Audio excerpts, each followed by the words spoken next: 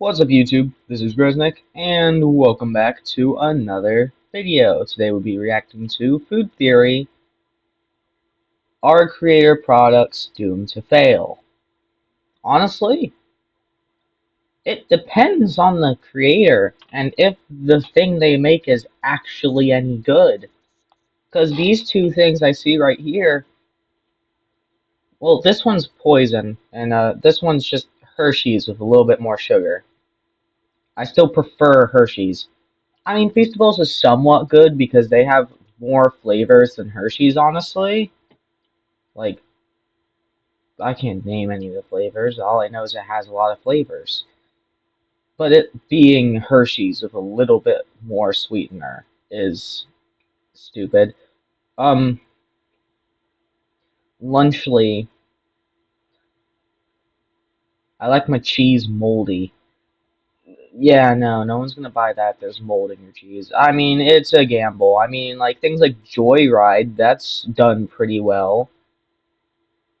I mean, maybe. As always, like and subscribe to Food Theorist and myself, and let's get into the video. Are creator food products doomed to fail? Why do creator food products have such a hard time taking down the big brands that have ruled for so long? It all comes down to one simple thing: cake.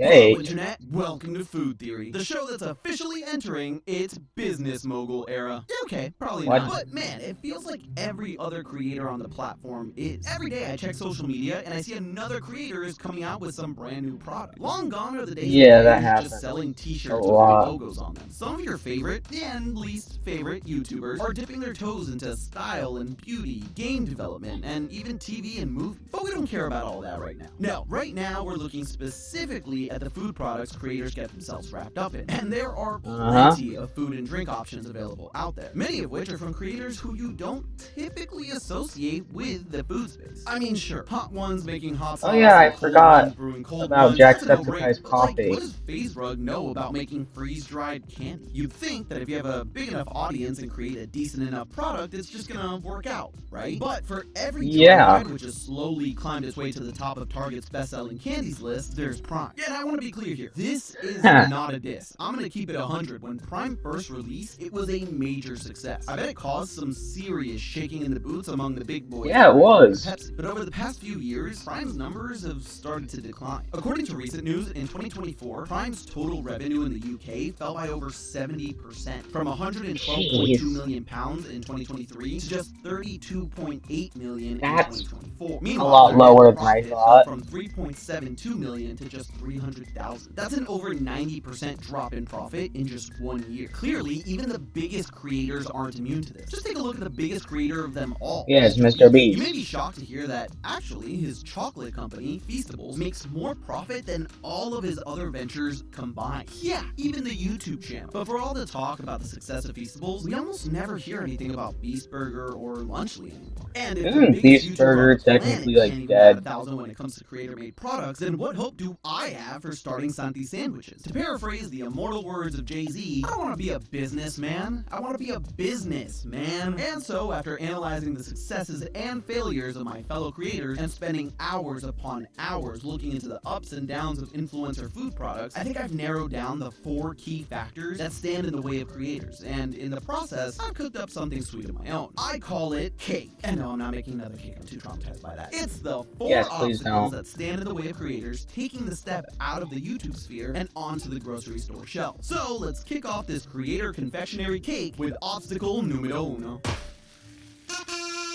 I know. And some people will buy. If you Yeah. want to create a successful product, you have to make something that people will actually buy. What a revolutionary Obviously. idea. First off, rude. Second, well, yeah, you want to create something that's actually, like, good. You also have to create something that people need to buy on a regular basis. For example, take the one thing that fans buy more than anything else from their favorite creators: merch. Merch is great, but most people are only going to buy merch a few times a year. And the same is true for the second most bought item from creators: beauty products. But food and drinks? Everyone needs to eat. So So if you nail the right product, you can quickly start pumping out repeat customers. But not all food Uh-huh. products are well suited for people to buy over and over again. Take the Hot Ones 10 pack. It's a really cool, albeit expensive product that allows you to see if you can handle the Hot Ones gauntlet, just like your favorite celebrity. Problem Yeah, but you're is, not gonna this is the buy that sort of thing you multiple buy times. once and probably never again. And sure, you may go Uh-huh. out and buy your favorite individual sauces, but unless you're like me and are going through bottles of hot sauce like nobody else's business, it's not going to be a regular seller. So the secret is selling products that everybody needs every day, which would explain why so many creators have been brewing up their own coffee brands. And if you try to tell me Coffee. that I don't need coffee every morning, I'm going to climb through this screen and I'm going to scream in your face.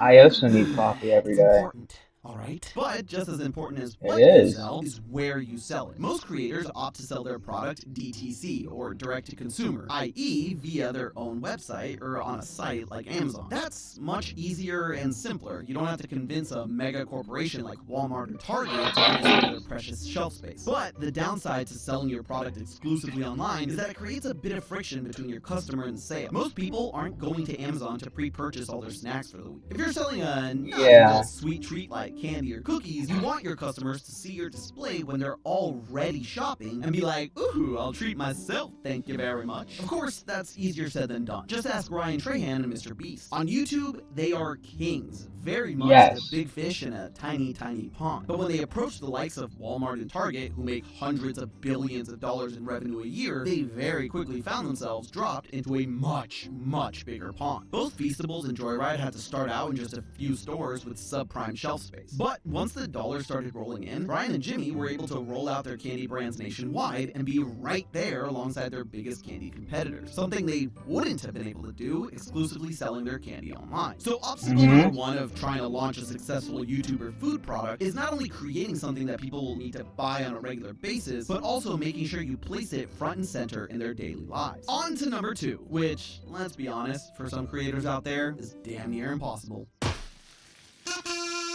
Yeah, this is the one Oh. that tends to get Yeah. YouTubers, and especially their products, Uh-huh. into some hot water. While creators themselves Yeah. can ride out the waves of controversy that pop up during their career, their products really struggle to gain any meaningful traction if the product itself is marred by scandal. I mean, creator products, by their very nature, don't come with years of established brand loyalty. At least, not the product themselves. That's why Chipotle can give us salmonella and Panera Lemonade can literally kill people, and it doesn't affect their bottom line. They're established names. Yeah. But if you told me that every bag of Joyride had a 1 in 1,000 chance of having a severed finger in it, I'd think twice about ever eating it again. And that's the thing. Even if the controversy is untrue or blown out of proportion, that can still end up taking the product down in a blaze of glory. Remember when Prime was sued for allegedly containing high amounts of the toxic forever chemicals, PFAs? When that broke, there really wasn't any solid evidence to go off of other than the lawsuit itself. In fact, as far as I can tell, that lawsuit is still going on to this day, yet the court of public opinion has seemed to have already rendered its verdict. The same could probably be said for Lunchly. While its supposedly moldy cheese did garner a lot of attention on social media, in all likelihood, these were probably isolated instances that weren't indicative of Lunchly's overall manufacturing process. But if you're someone who never tried Lunchly before and saw the pictures of people with their blue cheese that's not supposed to be blue, you'd probably steer clear,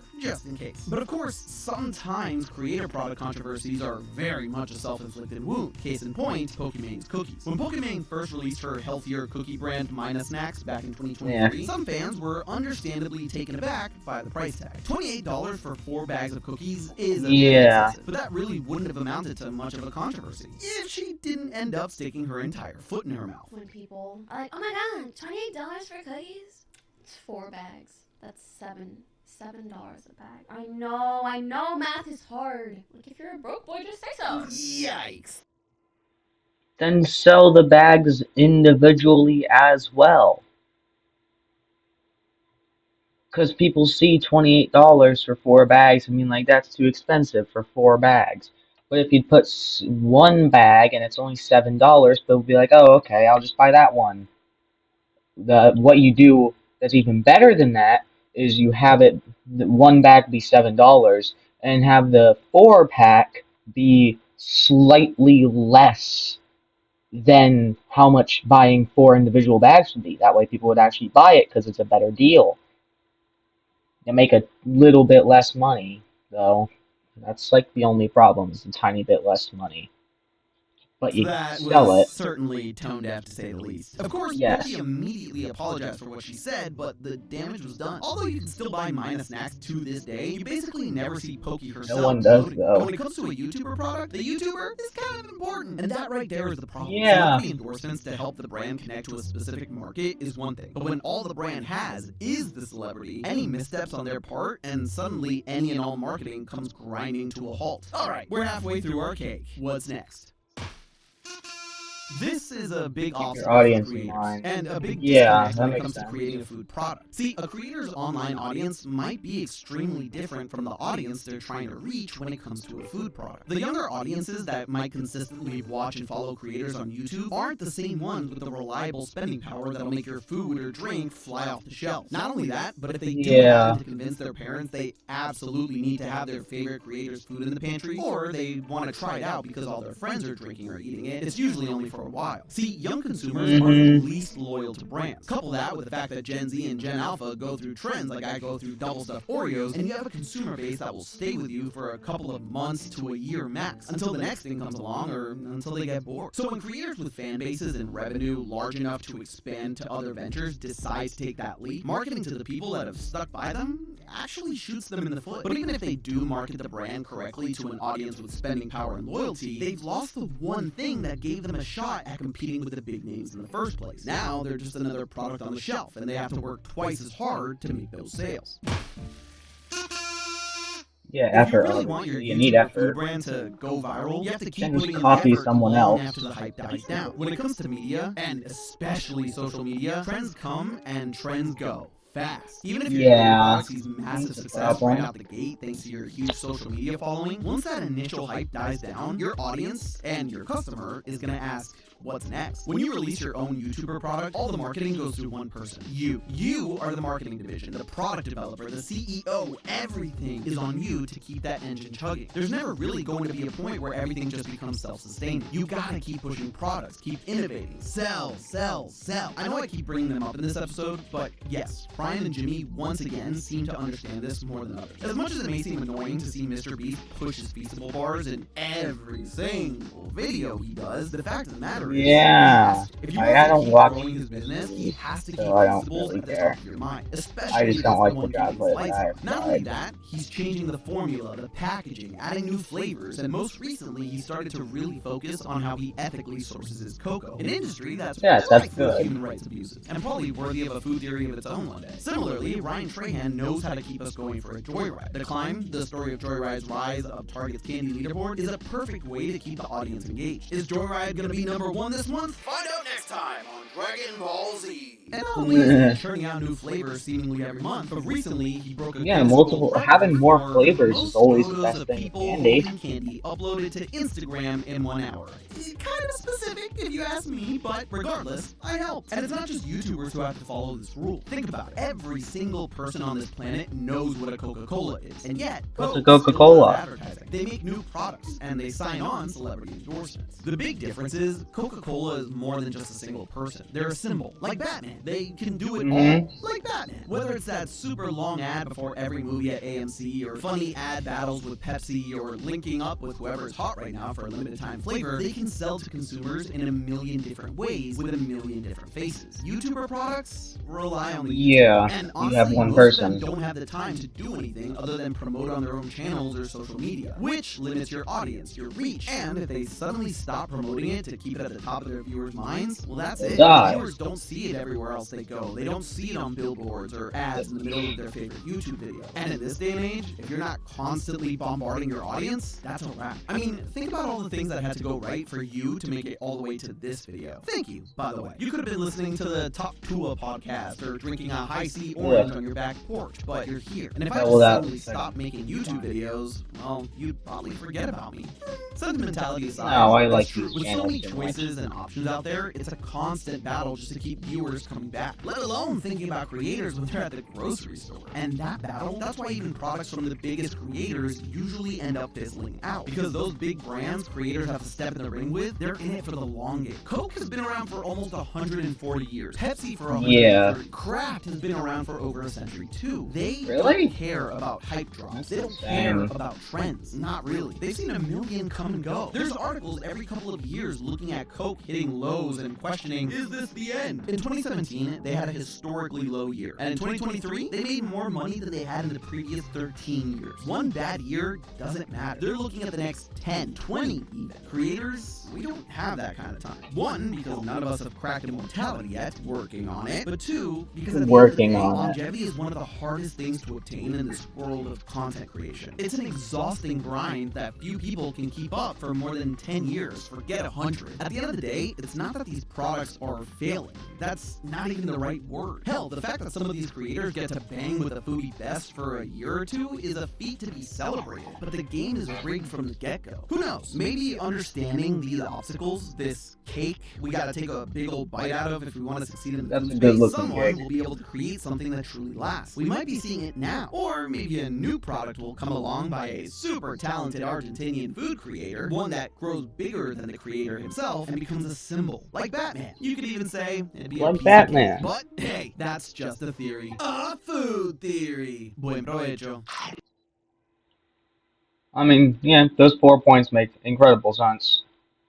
On top of also what you're making actually tasting good. Which I mean, that's why I don't like Prime, and if Feastables is only really better than Hershey's because of the fact they have more flavors, while the normal chocolate is just Hershey's. But yeah, no, if it tastes good, it's good.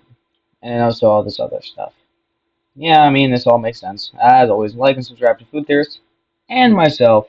I'll see you next time. Goodbye.